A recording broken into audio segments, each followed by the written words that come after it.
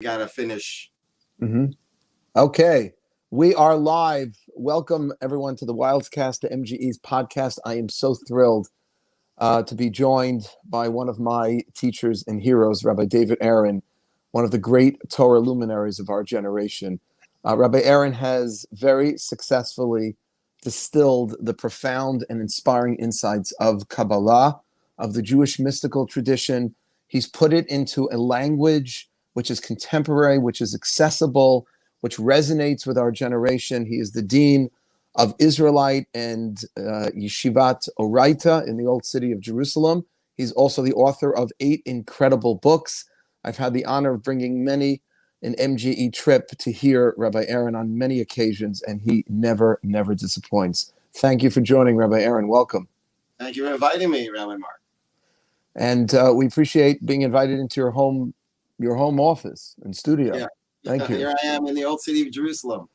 That's awesome. Well, I'm going to get right into it because I know you have to teach a class in less than an hour. So we're going to jump. And this is a big zechut, really a big merit for us to be able to do this. You know, one of the things that COVID has done, unfortunately, is kept some of our MG participants from hearing from you because you've always come to New York once or twice a year, and we've gotten you then. I miss it. So we appreciate you doing this. So I'd love for you to speak a little about your perspective on God.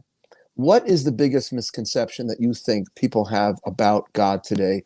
And how has your understanding of Hashem shifted from the way you were raised to think about God? Great. I'm uncomfortable with the word God. Although I use it, it's on all my books, not all my books, but a lot of my books. But for most people, when they hear the word God, it conjures up some kind of image of maybe a male figure, an invisible man over there in heaven who's telling us what to do, and has some kind of agenda. He's got a temper, and he's very punishing, and he demands obedience. And through my many decades of research, has discovered that is not the genuine understanding of what we mean when we say God. And we don't really say God that much. We say Hashem in Judaism. And it goes into really what the Kabbalah describes as Hashem is, so to speak, the soul of our souls. And in contrast to an invisible man over there, most people think that God is someone in heaven who snapped his fingers and created someone on earth. But according to Kabbalah, God is not someone. He's the one. He's the only one. There's none but the one. And you are someone. You are some of the one. You are, so to speak, a masterpiece, a piece of the master. In fact, one of the metaphors that's used in mysticism is that we are to God like a drop is to the ocean. We are a part of the ocean. And if you want to taste the ocean, you can taste the entire ocean in a drop. Okay, quantitatively, you're not going to get the ocean through a drop, but qualitatively, you're going to taste the ocean through the drop. And therefore, so this is a radical shift for most people. What we believe happened at Sinai is that we didn't meet this invisible man from heaven, but we met ourself. Not myself, not yourself, not even the sum total of ourselves, but rather the whole, which is not even greater than the sum total of ourselves, but the whole which ourselves are an unfolding of. Almost think of us as an inverted tree, whereby Hashem would be the root, and we are branches and leaves that are unfolding and growing out of the root. And so the relationship between the human and divine is not a relationship that could ever be severed. We are always connected to the root. We are always connected to the ocean. Or another metaphor of our relationship to God, would think of it as electricity. Like, for instance, in my room right now, there's an air conditioner and there's a light bulb. And let's say I had a kettle over here. And so they're all connected to the same self, which is electricity. When electricity flows through the air conditioner, the power of cooling becomes manifest. When it flows through the light bulb, the power of lighting becomes manifest. And when it flows through a kettle, the power of heating becomes manifest. So in this metaphor, Hashem, God, would be the electricity. Mm-hmm. Soul, you as a soul, would be the power of cooling, the power of heating, the power of lighting. And then the body would be the air conditioner itself, or the light bulb itself, or the kettle. And so, but right now, you and I are connected to the one self that we share with the universe. And what happened at Sinai is we heard our self speak to us, our higher self. In fact, Carl Jung says something very, very deep. And Carl Jung actually does say that he was very influenced by Jewish mysticism. And he says that I simply believe that a part of the soul transcends time and space. Well, if a part of your soul transcends time and space and a part of my soul transcends in space, then that part is the same because there's no space or time that separates it. Right. So we would kind of say it a little differently. We would say that we are part of a soul that transcends time and space. So if just to stay on that for a minute, thank you so much. So this is a question a lot of people then have when they hear this conception of God, which is there isn't this, invisible man in the sky who's separate from us, but we are a piece of God. That's the actual language of the Tanya that I've been teaching. And we have some students watching this who come to that class. So, but on the other hand, we're independent from God. We're separate from God. So help us understand how we can be both. How are we both part of God and not this really separate entity where God is over there, this punishing figure over there, and we're over here? We're an expression of God. God's working through us, but yet we're not because... Right. Excellent question. Thank you, Rabbi Mark. Mm-hmm. You're the best. I know you did a lot of homework on this. Thank you very much. No, we are not separate from God. We are never separate from God, although we can think, act in ways and speak in ways that create an experience of being separate from God. But we are never and can never be separate from God. But we are other than God. In fact, our relation to God, again, using metaphors, would be similar to a baby in the womb of her mother. Okay? Mm-hmm. The baby is in the mother. The baby is a part of the mother. The baby cannot exist independent of the mother, not right now anyways, but in the womb. But the baby is nonetheless other than the mother, okay? Mm-hmm. So the mother can't say, that me and my baby are the exact same thing. The baby is other than the mother, and yet the baby exists within the mother. The baby is a part of the mother. The baby cannot exist without the mother, but the baby is other than the mother. And the same thing, it says that Adam, the first human being, was really androgynous, which was this one being that included a significant other, And so within this one being is, lowercase Adam and lowercase Eve, who are part of this uppercase Adam. And so again, the image of God is an image that has otherness included within its oneness. Mm-hmm. It's really the image of love. When you really love somebody, you experience a sense that I am so one with my wife, and yet I am other than she, and she is other than me, and yet we're one, but we're not one and the same. So the fact that we are literally a part of God, although of course God doesn't break up into little parts, but that's the best words we can use. Mm-hmm. What part of God am I? I'm that part that is other than God. There's an otherness within God, which would require a few more podcasts together, which I'd be happy to do. Right. But right now, I think the metaphor is a good one. In fact, the terminology, which I would think would be a good idea to start adopting, rather than using God or Hashem, to use the word Rahmana. Mm-hmm. Rahmana is the term that often appears in the Zohar, the Kabbalistic megatext. And Rahmana means the unconditional lover. And the word Rachamim, Rahmana, is the same word in Hebrew for Rechem, which means womb.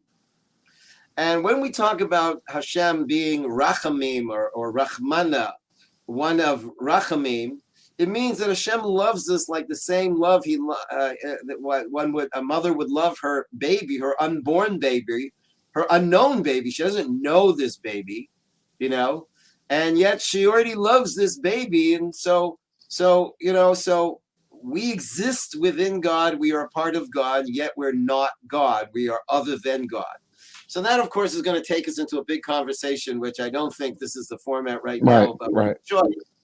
But I think, interestingly enough, even within ourselves, we do things other than what we want. It's a strange thing. I want to lose weight, and yet that piece of cake is so interesting.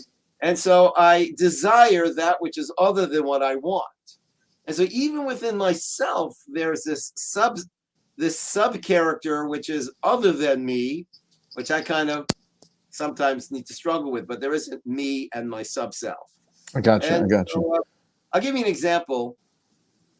Imagine you're walking down the street and you meet a man that is 90 years old, and you never met him before, and he comes up, he says, "Hey, Rabbi Mark," and you're thinking, how does this man know me? We wouldn't let him into MJE. He's 90 years old, right? And I said, how does he know me? And I said, "Excuse me, sir, I don't recall meeting you." I said, "No. Well, I just want you to know, I know you really well, Rabbi Mark. In fact, I know where you grew up. I know what schools you went to. I know the struggles you had." You go, "Well, how do you know that?" He says, "Well, Rabbi Mark, I'm you at age 90. Ooh. And you say, "Whoa, wait a second. I'm you?" And he says, "No, I didn't say you're me." Right. You're whatever, 35. I don't know how old you are. We don't need to put that on the air, right? But it's like, you're a subset, so to speak. So, so he is you, but you're not him. You're right. Other than him, you're a part of him. Okay. Now, if you met your 90-year-old self, and he would say, "Rabbi Mark, I really advise you that you should do X," you'd probably say yes, because this is 90-year-old, wow, that's amazing. So at Sinai, we met ourselves at age timeless. Hmm. We met ourselves, not yourself, not myself, not ourself, not even the combination of ourselves, not even the whole that's greater than the part of ourselves, of the sum of ourselves, but the one self which all souls are unfolding from and a part of and continue to exist as an aspect of, and yet we are other than God. Right. Well, that's a very helpful metaphor. And so let's pick up on the last thing you just said about at Sinai meeting our ages. By the way, if I look down, it's because I'm taking notes. At age, we meet ourselves at age timeless, the one self, which, so based on this conception of God, who are we in relation to each other? A lot of my students always ask me this, what is the connection that one soul has with another soul? Is the relationship between, let's say, the Torah's command to love thy neighbor and our belief in God? I mean, I can't believe that they're just incidental side by side. They're not incidental. It actually says in the verse, "Ahavta l'recha kamocha Ani ani Hashem, Hashem." Right. Love your neighbor as yourself. I am God. What does "I am God" have to do with loving my neighbor as yourself? In fact, most of the time, people don't quote those last couple of words. Is it the point of the verse, "Love your neighbor as yourself"? So what is "I am God" doing there? You see, "I am God" is the reason and the case why you absolutely can love your neighbor as yourself, because I am, it doesn't say God, it says I am Yud He Vav He, which means I am reality, I am existence, I am all there ever was, is, and ever will be, and you are all a part of me. And so imagine you've got these two leaves on a tree, and one turns to the other one and says, "You really are annoying, man. Like, you make a lot of noise in the wind. You just bug me. Like, get lost." And the guy says, "You know what? I don't even like you either, because you're green." Talk about green. Look at yourself in the mirror lately. They don't realize that these two leaves, which are really sharing a twig, are really a part of each other. I'm not you, you're not me, but on a very deep level, we are part of one twig. Okay, we figure that out. Okay, we're brothers. But I can't stand the people next door. The family next door, they're so annoying. Well, guess what? On a deep level, they belong to a twig, And your twig and their twig is actually connected to the same branch. Okay, our neighborhood, our community. We got the best community, and the community on the other side, the east side of Manhattan, got nothing to do with us, right? Never going to go over there. Well, guess what? The east side and the west side of Manhattan are actually plugged into a bigger branch. Okay, well, I love people from Manhattan, wherever they are. But the people down there in Florida, what connection do I have with people in Florida? Well, they're another branch that connects into a trunk. And all of this is unfolding from a root. And so if the root would say to all its leaves, love each other, because on the deepest level, you are all connected. And that's what love is. Real love is a realization. I can't command you to feel something. And it's not really a commandment to feel something. It's a commandment to act in a certain way. So if you treat a person in a loving way, then it's very likely that you'll start to feel this deep sense of connection, a connection that goes well beyond the behavior. Suddenly you feel this connection. I remember when I was a teenager, I loved going to rock concerts. And the moment I loved the most at the rock concerts is when everybody would hold a match. Now, I know that today people are holding their cell phones. It is a desecration of rock and roll. I was just when I bumped into you in Israel, Rabbi, we had just gone to the Yishai Rebo concert, and he actually told everyone, take out your phones, put your flashlights on so we can do the, Okay. So in my days, we'd actually light a match. I know right. There's a lot of effort, And I remember the first time I must have been 14 years old or 15 years old, and I was at this concert, thousands of people in this concert hall, and everybody's holding a match. And like I said, wow, well, this is unbelievable. And I didn't have a match. Excuse me, you have a match. And then I lit that match and I said, and I don't know, and I didn't know why I loved it, but I waited for that moment at all those concerts. And then what happened was that I was invited to a Shabbat experience with like 300 teenagers, and I had never participated in Shabbat before.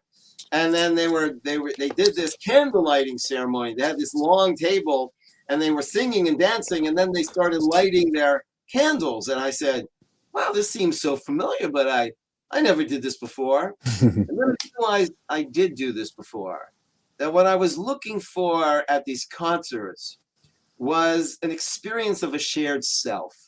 We were one. We were one at those concerts.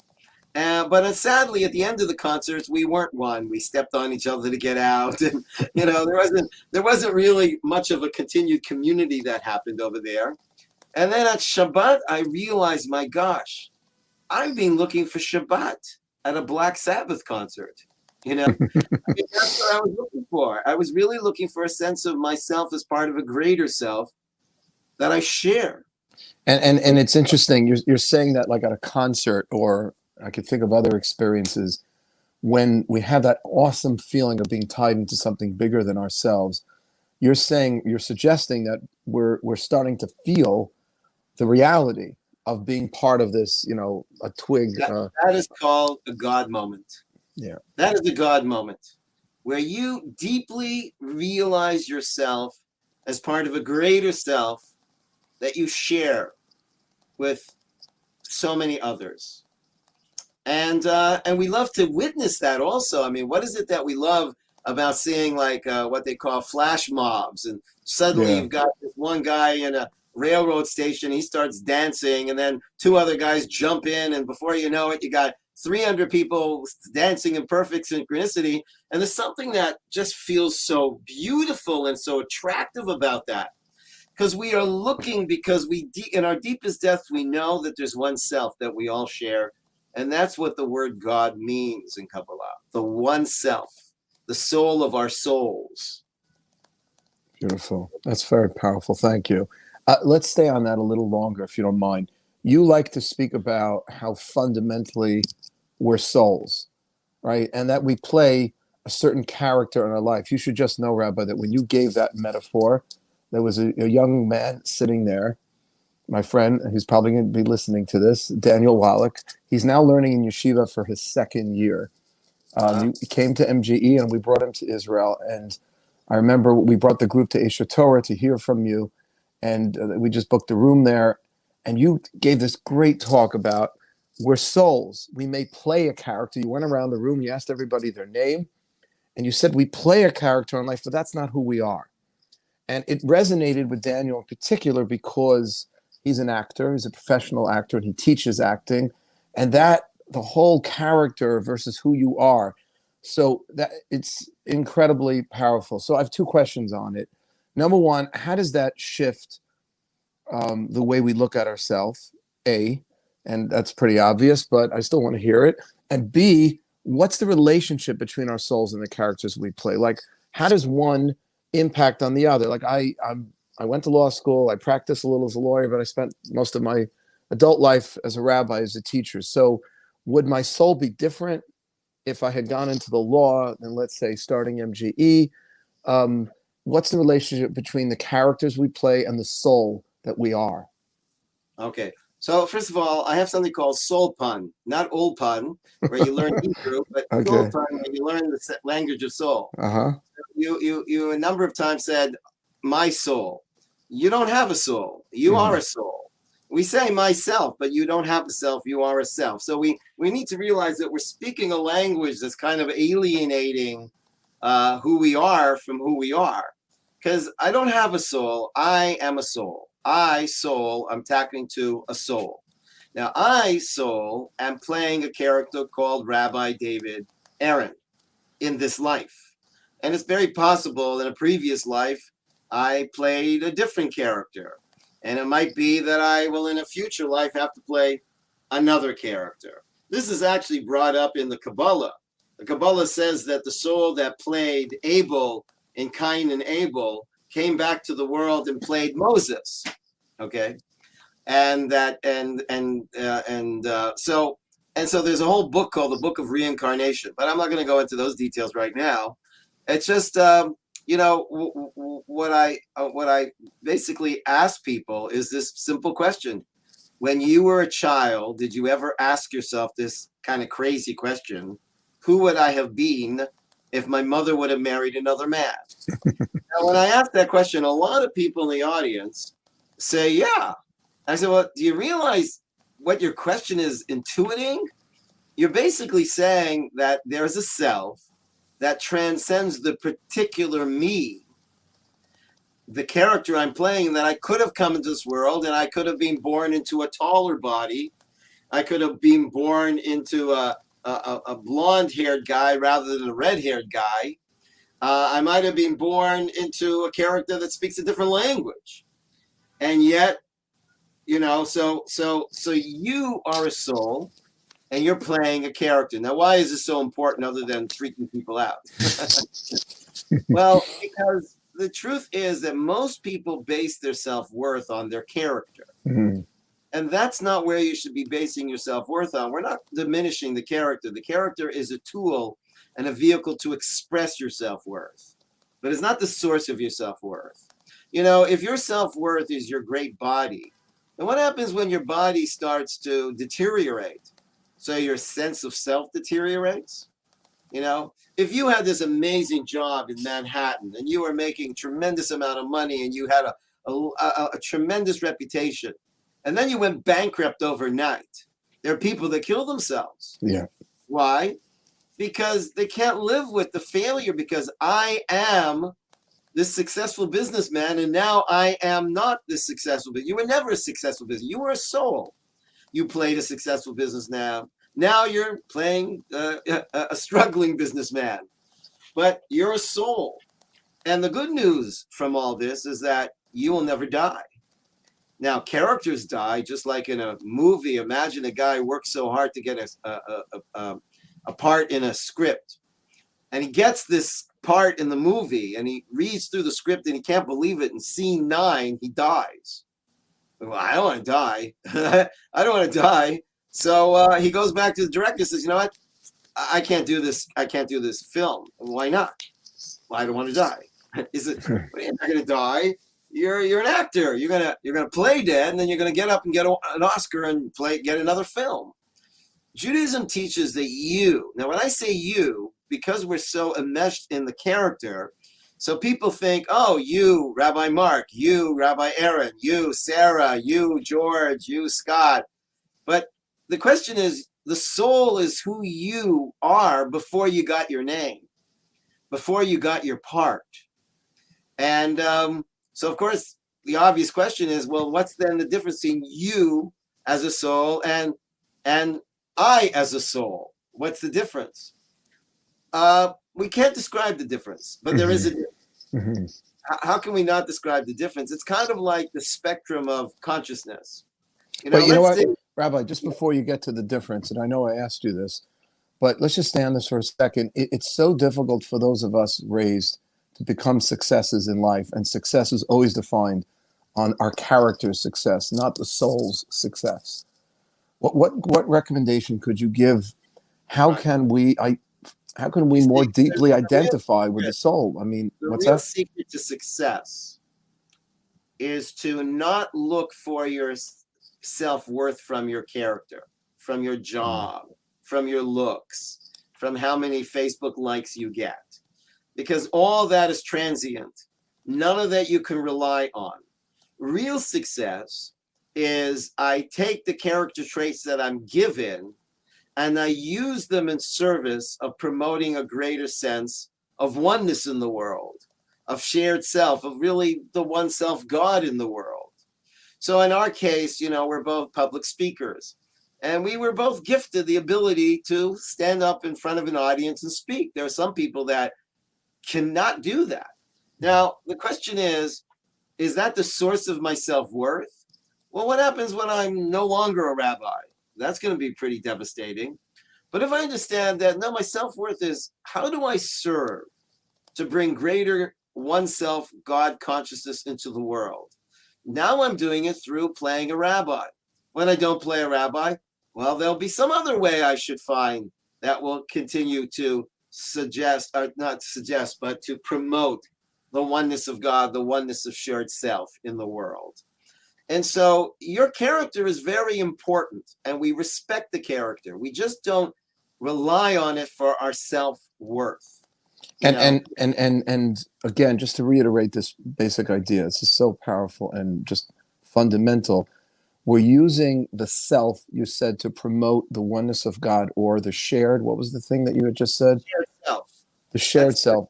So it's just that these are very, I'm just wondering how we can even bring that even more down to earth. How is that attractive for people? Because it is attractive when you use your character to make a lot of money. Yeah. Right. Because that's where I really experienced the depth of my sense of I-ness. When it was that moment at that concert when I lit that match, and there was an exhilaration where I got out of the little me and was part of this grand transcendental we. And that is what we are all in our deepest depths looking for. Okay. Now, again, the question is, these musicians, they had the power to create an experience in a concert hall where people really felt together. They felt really one. Our hearts were pulsating together. We were rocking and we were rolling. There was something that was going on. There was a synchronicity that was so profound. The question is, what do we do with that? But a guy was given the talent to play music. Are you playing the music so that everybody says you're famous and you're great and you made a lot of money? Or are you playing your music as an act of service to unite people into an experience of shared self that would promote so much love and mutual respect for each other, if that's what your music is doing? But recently there was a concert where people were killed because people were trampling on each other. Yeah. And I'm not blaming the musician. That's not my place to blame anybody. But the question is, music should be bringing us together. Let's say another person has the skill of administration. I don't have the skill of administration. Well, let's say somebody has a talent for politics. Boy, Rabbi David Aaron would never go well in politics. I'm not that guy. But now that you've been given the character, you can play, a politician. Well, is your service to bring more love and more mutual respect that is rooted in a deep sense that we are one? we are not one and the same, but we are one, you know? Yeah. And let's say we don't have such a big position. Maybe right now I just got to make a living and I got a job as a waiter or, in some, restaurant. Well, how do I serve to bring the greater sense of God into this restaurant? Well, you're not there to give people food. You're there to smile and say a kind word. You could be helping a couple that's on a date to feel really good.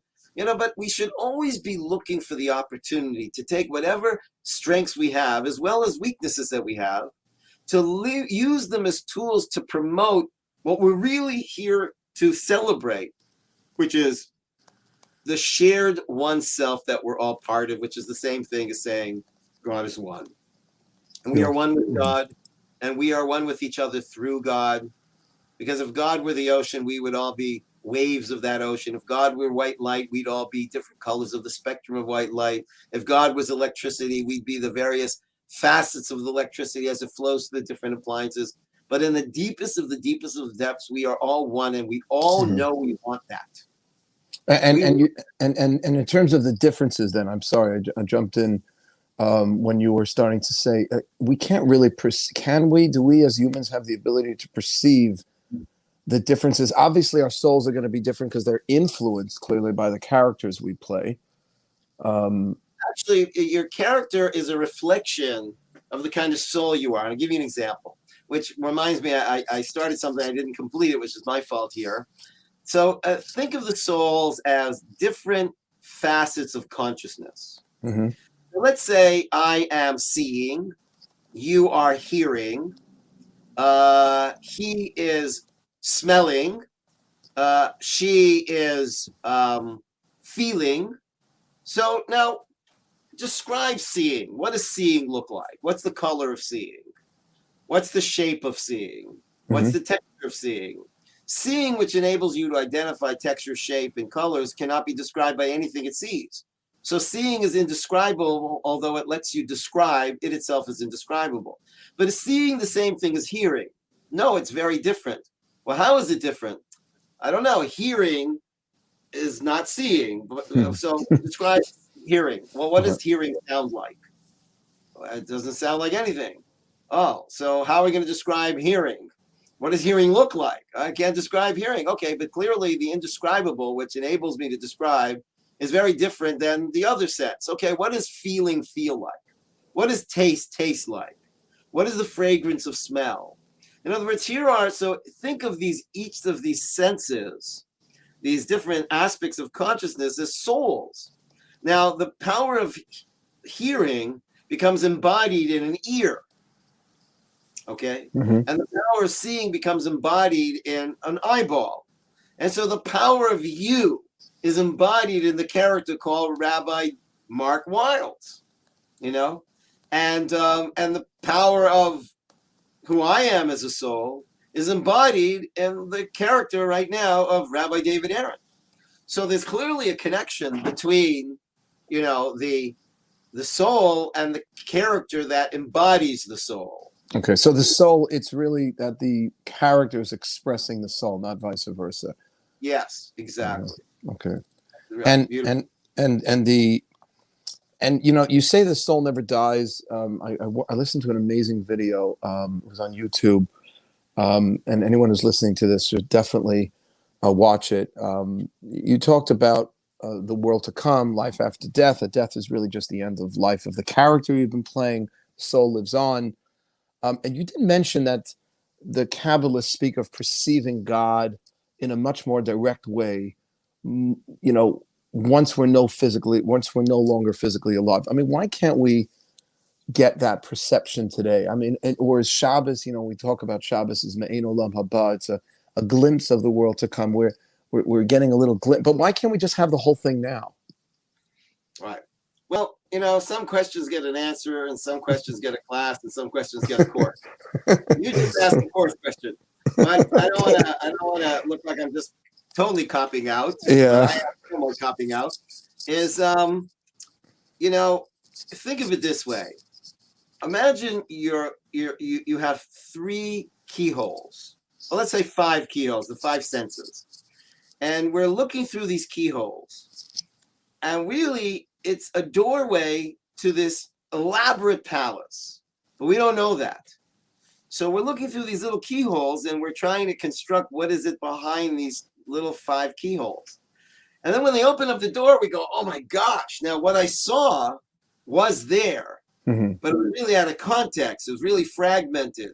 And then I realized, my gosh, right now we're looking at reality. And reality, Hashem is reality, although Hashem is even greater than reality. But reality as we perceive it would be, so to speak, one of the faces of the face of God. And right now, seeing reality through our senses is limiting. The question is, why?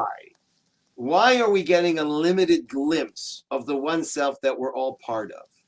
Because if we get an overwhelming dose of the truth, we will completely lose our sense of self. And that is not what we want to happen. It's kind of like falling in love. You know, when you meet your soulmate, it's really easy to just surrender and lose your sense of distinction and differences because, wow, but that's not healthy. That's not the real depths of the oneness that we should share. True love is where 2 people are one, absolutely one, but not one and the same. Now, this would go into a much deeper idea that is not really for the podcast right now, which is, as we mentioned, we are one with God, but we are not one and the same as God. We are one with each other, but we're not one and the same as each other. And we need to kind of grow into that slowly. Yeah. So there's a reason why we're in this body. Our body is giving off a diluted sense of self that I'm in this, bag of skin. And I got to save my skin. And I'm in this container and you're in your container and we're separate from each other. And that's not true. But what does the body serve us in terms of the positive is the body's reminding us that I'm not you and you're not me. Now, it's also confusing us that we're separate. I'm not you and you're not me and we're separate. So that's where the body has got a little bit of a negative side to it. Right. But the positive side is the body's reminding me that I'm not you and you're not me. You see, there's a teaching in the Kabbalah that when you start with oneness, you will end up in separation. But when you start with separation, you will end up with oneness. And it's playing off the story of the Tower of Babel. They all wanted to be one, but a oneness that denied individuality.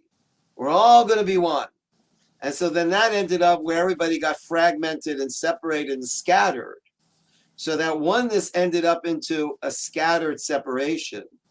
But the Kabbalah says that one soul, when it comes into the world, half of it drops into, a one body, and half of it drops into another body. And then and these 2 people, well, I dropped into Canada. My wife dropped into France, and then we met, and we realized, my gosh, we're one soul. So then why did we have to spend all these years apart from each other? Because in my own way, I had to develop my unique identity as an individual before I could then be part of a universal that doesn't undermine myself as an individual. Yeah. I mean, this is, thank you for clarifying.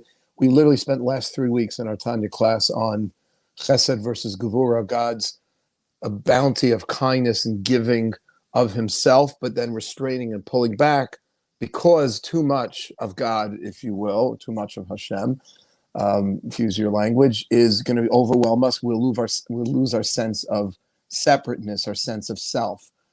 Is that what you think happened at Sinai? Because I would still ask you to edit the word separateness, because we really never want to feel separate. We want to feel distinct. We want to feel other. We want to feel differentiated. But if we don't, in other words, if we just had this overwhelming sense of Hashem, and there was nothing, there was like no sunscreen, so to speak. It was just direct. Exactly. Yes.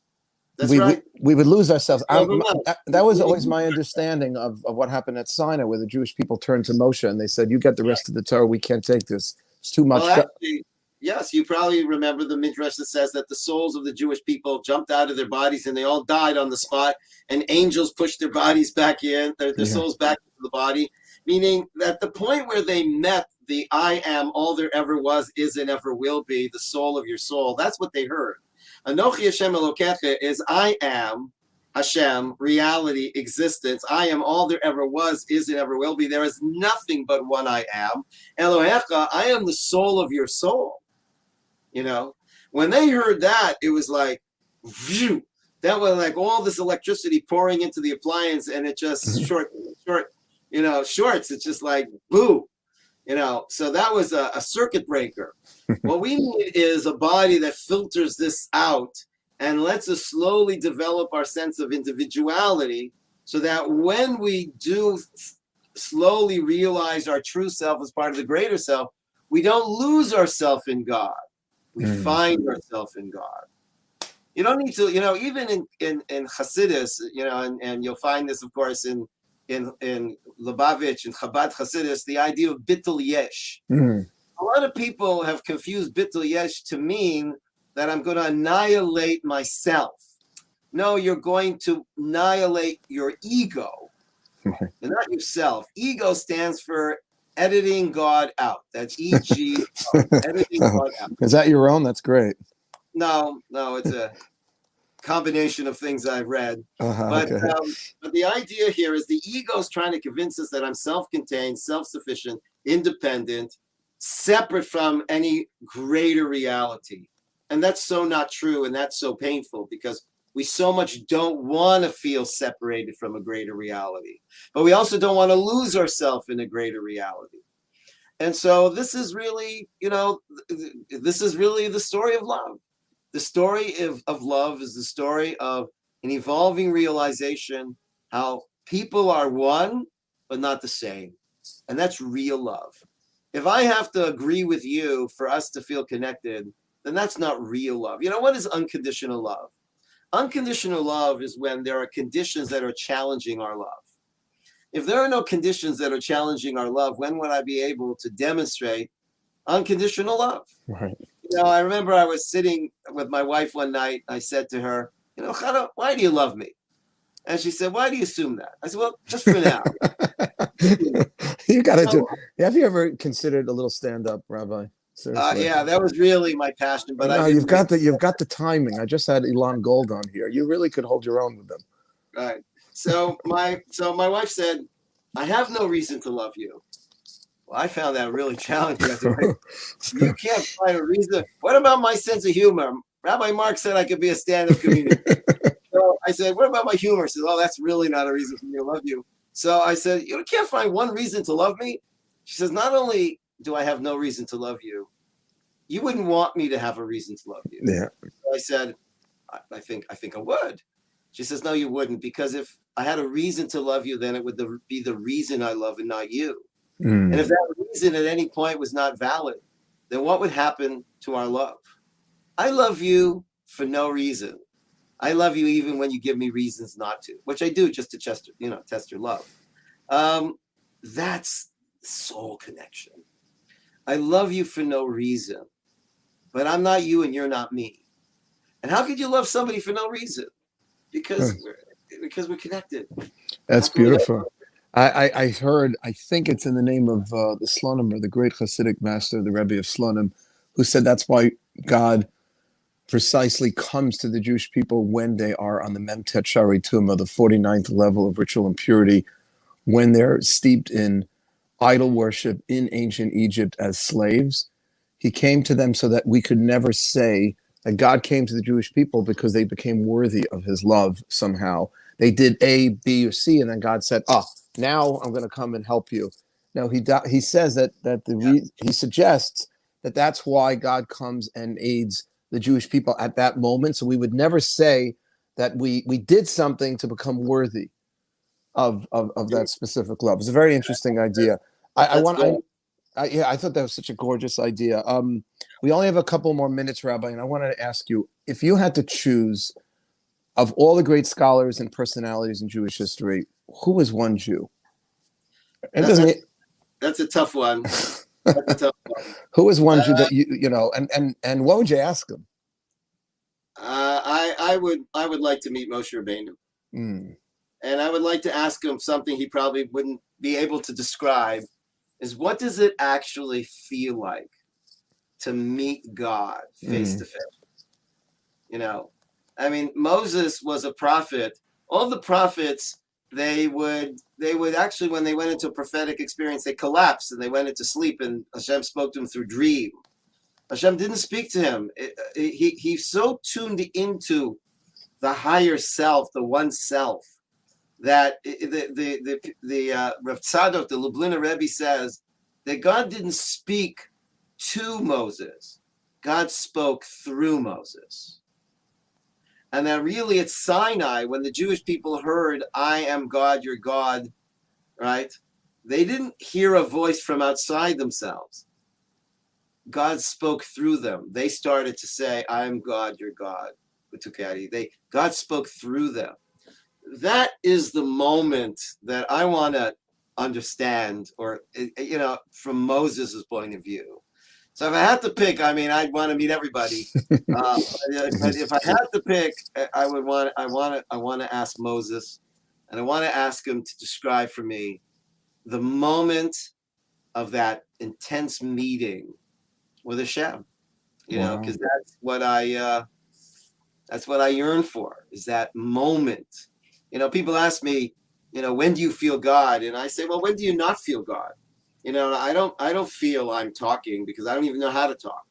I don't think I'm thinking. I don't even know how to think. I experience a power working through me. Friedrich Nietzsche said, although he's famous for saying God is dead, he's not so famous for saying that unless you experience an infinite whole working through you, your life has no meaning. What was he talking about? Wow. Talking about what really Torah is talking about. When you experience yourself in service, you experience yourself being possessed by a greater self that you share with others that's working through you. That's why I think we get a tremendous joy when we watch some of these musicians and their fingers are flying, and you just say, it's not human. Right. He's not even thinking about it. He's just sort of doing it. No, he's not even doing it. If Yeah. you ask him, how do you do that? He'll say, I just get out of the way. Yeah. My ego out of the way. I'm just in this flow of a power that is playing through me. That is a moment of God, and we are looking to be in that service. Well, people have asked me why I'm so. I don't know if I've shared this with you. I'm ridiculously obsessed with the Beatles, specifically that band. And I just watched on Disney Channel. They just came out with the recording sessions of Abbey Road, the last album that they. And the reason I'm just so enthralled is because it's so hard for me to understand rationally how guys who are in their early to mid 20s could have written such brilliant music and composed such beautiful poetry and lyrics, and it just in such a short period of time, so much of it. Right? John Lennon, Paul McCartney, 300 songs. They only wrote together for 7 or 8 years. It's, I don't know, to me, it feels like something was working through them. Well, that's why they're called Beatles. They were surrounded, but isn't it interesting? Yeah. You would think that as they get older, then their music would even get better. And yet somehow at an older life, they're not able to put out those hits anymore, which goes to show, was that really you, Paul? Was that really you, John? Or were you instruments for a higher power that decided the music is going to come through you, for this generation, and later on somebody else? And I think this is something that the humbleness that artists need to have, is to realize that I want to be in service, and I want my music to be able to promote love and unity and oneness in the world. But it's interesting how some of these artists, they just lose it. They lose that creative, whatever they call it, the artist cramp, and somehow they're not a channel anymore. That's interesting. And so I think this is to remind us, hey, you didn't write this music. You didn't write this music. You're a channel for a higher power. And I did meet a guy who played with he played with some of the biggest rock bands in the world, and then he actually embraced Judaism. And I asked him, why is there so much drugs in the world of music? He said, because a lot of these guys, the original joy of music was being in service and in the flow. And then they started getting famous, and then their egos kicked in, and then it was about me. And it really wasn't about service anymore. He says, and that's when they go down. Then they start to go down, and he said that was the peak moment when I wasn't playing the guitar. I didn't write the music. I was in service of the creative spirit that wrote all this music. And I feel so connected in such a profound way. Those are profound moments. Wow. I think that's really a theme coming out of this conversation, or really what you're sharing today on this podcast, is the idea of using your character, allowing your talents, allowing your strengths to be of service for God to sort of work through that so that your soul can somehow be manifest. Not you as a soul. Right. Yeah. It's a hard mindset soul fun. You got to learn the language of soul.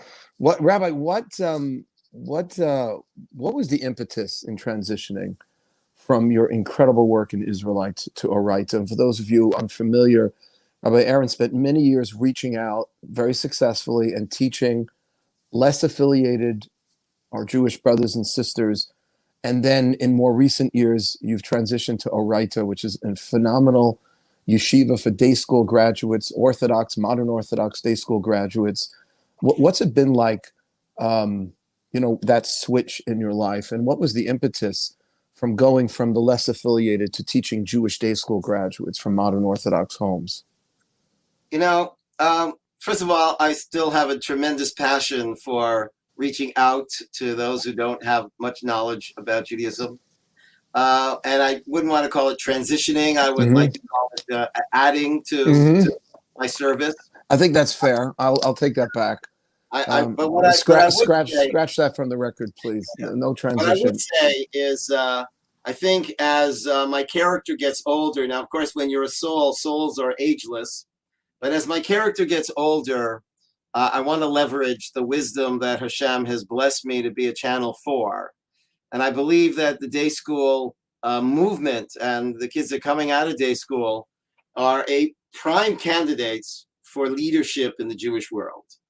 And so I didn't leave my passion of outreach, but rather part of my passion of outreach is to help, nurture a generation of leaders that can teach a Torah that really inspires and uplifts this generation. I missed much of your answer, but I'm sure it was brilliant. Somehow the phone just literally dropped on me. But the last part I caught was what I heard from you was that you're trying to inspire new leaders and teachers. Right. Well, was it recorded? Because I don't mind saying it again. That's okay, as long as everyone else heard it. I've probably heard it from you privately. Oh, if you didn't hear it, that doesn't mean everybody else didn't hear it. Okay. Yeah. All right. And what would you say is the major difference that you experience between teaching these two groups? And I know you have to go soon. And in a certain way, it's much harder. Because you might say the advantage of teaching someone that doesn't have a lot of background in Judaism is they're very open and they don't have baggage. So, but you do have some boys that have been kind of some bad ideas, some misconceptions, and some hurt feelings. And so in that case, there's a certain stage of cleaning out before we can begin to even talk about these ideas, because some of them are so trapped in a very oppressive, disempowering image of God, and have been led to believe that is God, and you just gotta accept that. So teaching the day school student can be a lot more difficult than someone who is spiritually seeking and open and doesn't really have baggage with Judaism, because they don't really know that much about Judaism to have baggage with it. Right. And they just want to open themselves up. The other difference is you are dealing with guys that are 18, and an answer is only as good as the question. And there's a certain time in your life where you need to ask questions. And so when you're dealing with young adults, their questions are kind of more formulated and have had the chance to, let's say, ferment and become more potent. And there's more at stake where I want an answer to this question. But I'm meeting a lot of people today, teenagers that kind of gave up asking questions. It's almost as if maybe they've been discouraged to ask questions. And so a question is it's like it's raining and I don't have a cup to catch the rain. So that's also been a challenge in terms of we have to elicit out of them the questions, not simply offer them the answers. Yeah. And it's challenging because the day school curriculum, and I've taught in a couple of day schools, has not been sufficiently tweaked, in my opinion, to include these areas, to talk about Hashem, to talk about the subjects that we've been discussing the last hour. So you're getting students who haven't, that vocabulary has not been developed within them yet. They're probably doing it for the first time at Oreita. Yes. And I think one of the challenges I'm seeing in the students is the ideas are so new, they don't know what to do with it. Yeah. I remember one student a couple of weeks ago said, everything you're teaching doesn't connect at all to what I know about Judaism, so I'm really uncomfortable with it. Mm-hmm. And so I said, well, but isn't that called growing? Like, if everything you hear has to be the same as everything you've heard, then you're not growing. Yeah. But I see that people are very uncomfortable to hear something new. So that's also, I love teaching at MJE. You should know I miss it. I mean, when I teach in there, the energy is just unbelievable. You're in the presence of people that want to grow and people that really have questions and are really struggling and looking for, solutions to real life problems. But at 18, and especially as we become more and more flooded by social media, then we begin to become less deep and less ready to do the work to really climb and ask the big questions of who am I, why am I, what am I doing here, what's the point of all this, and but when they get it, my gosh, they get it. And, and then you have. And then you have students with a lot of the skills and who can really become leaders. I mean, we have a lot of our students have been showing tremendous leadership on campuses. Well, one of your students, Rabbi Kevin Wolf, who is on the MGE staff, and he's just been doing phenomenally well here. He's been on our staff. He's a shining star. He's just incredible, and there's just been many others who've been coming in and helping us, who live on the West Side, and been just helping us with our work here. So whenever I hear they studied at Oreita, I'm like, oh, this is going to be great. So Rabbi, you should just continue your incredible teaching to both communities. And I know that I didn't mean to imply with the word transition that you've left it, because I know you haven't. And not just the teaching you do for our group, but the amazing. And I just want to say this to anyone listening. Rabbi Aaron has written 8 books. I just actually went through your soul-powered prayers, because I'm working on a chapter on prayer for a book that I'm writing. And the Torah there is incredible. I had some questions, but I want to respect your time, so I won't ask. But I really recommend that book if anyone is struggling with prayer, with tefillah, and any of the other books that Rabbi Aaron wrote, Endless Light, and all the others. And go on YouTube. There's some that phenomenal YouTube I just watched yesterday on what happens after we die, the Jewish belief in the afterlife, whatever you want to call it, a world to come. It's really, really great stuff, everyone. You can check out my website, rabbidavidaaron.com. Awesome. And by the way, your video on Ray, which I love, it was sent around my little Tanya. We have a WhatsApp group for those in my Tanya class. Very, very helpful in elucidating some of the teachings of the Tanya. Okay, so remind me, I have another video called X-Ray, which is about Ray dying and what happens when Ray dies. Oh, that's so sad. Yeah. Well, actually, you'll see that it has a happy ending. Okay, good. X-ray. I love it. All right. I don't know who comes up with that stuff, but it's probably you. It's the I know. Hashem, I'm just a vehicle. it's right, the character. It's the character of you. Okay. Rabbi, Thank you thank so you much. so much for your time. We really appreciate your All the best. incredible insight and wisdom, and you should go my strength to strength. My Amen. chayil, Rabbi. Thank you You, so much. you both. Thank you so much. You too. Take care. Shalom, shalom.